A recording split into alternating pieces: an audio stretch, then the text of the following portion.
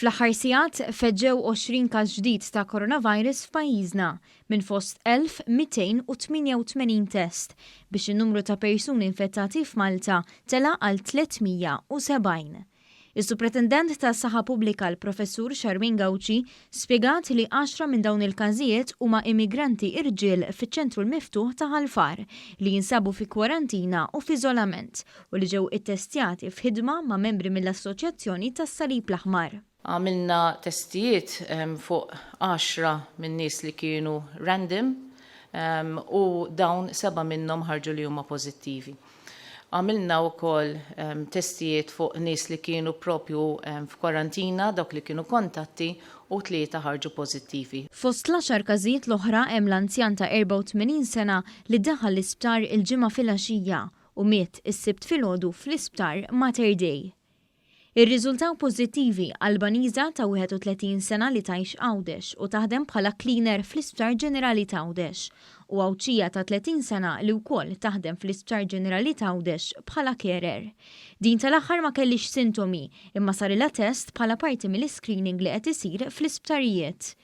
Ir-riżultat pożittiva wkoll Maltija ta' 42 sena li taħdem bħala carer fl-Isptar Caring Grek u bdiet bis-sintomi fil-5 ta' April. Hemm ukoll Maltija ta' 32 sena li bdiet bis-sintomi fis-7 ta' April u li taħdem bħala care worker fil-komunità. Każ ieħor huwa ta' Maltija ta' 63 sena li ma marritx għax-xogħol meta kellha s-sintomi. Ir-riżulta pożittiv Malti ta' 33 sena li ma kellux sintomi imma li sarlu test wara li kellu kuntatt ma' xi ħadd li ħareġ pożittiv fl-aħħar jiem. Hemm ukoll Malti ta' 61 sena li beda bis-sintomi fit-8 ta' April, dan ma jaħdimx u l-kuntatti tiegħu kienu biss membri tal-familja. Ir-riżulta fil-pożittiv ukoll Malti ta' 33 sena li kien imsiefer u ġie Malta fit-3 ta' Marzu. Dak iż-żmien sarlu test u riżulta fin-negattiv, iżda fl-aħħar jiem żdidulu s-sintomi u riżulta fil-pożittiv. Hawnhekk il-Professur Gawci spjegat li x'aktarx dan ħal-virus mill-komunità. Dan huwa eżempju li semmejtu apposta biex nuru li inti anke jekk inti ġejt negattiv, jekk inti reġa' kellek espożizzjoni, xorta tista' tlaqqat il-virus. Allura importanti li jekk inti tara li s-sintomi jew inbidlu jew inkella żdiedu, importanti li terġa' tagħmel kuntatt ħalli aħna nkun nistgħu nagħmlulek it-test iva jekk hemm bżonn nerġgħu nirrepetuh. Bħalma ġara propju f'dan il-każ. Ir-riżultat fil-pożittiv ukoll tfajla Maltija ta' 21 sena li hija studenta u marret tixtri minn ħanut li semma fl-aħħar jiem. Sfortunatament waqt li kienet bis-sintomi hija marret tara lil xi ħadd li jiġi minnha li hija persuna anzjana u din qed isirula testijiet. Hawnhekk il-Professur Gawci ġibdet l-attenzjoni biex min jagħmel it-test ma jagħmilx kuntatt ma' nies oħra sakemm joħroġ ir-riżultat, speċjalment ma' anzjani u nies vulnerabbli.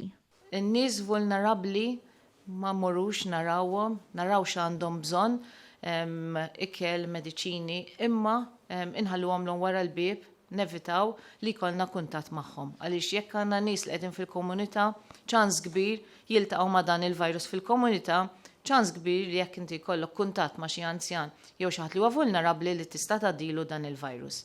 Qegħdin naraw x'inhuma l-konsegwenzi li inti jkollok nies li jkunu ma jifilħux li huma anzjani u jkollhom mart kroniku, anka nies li mhumiex daqshekk anzjani u mart kroniku wkoll huma f'riskju, allura hija nevitaw dak il-kuntatt.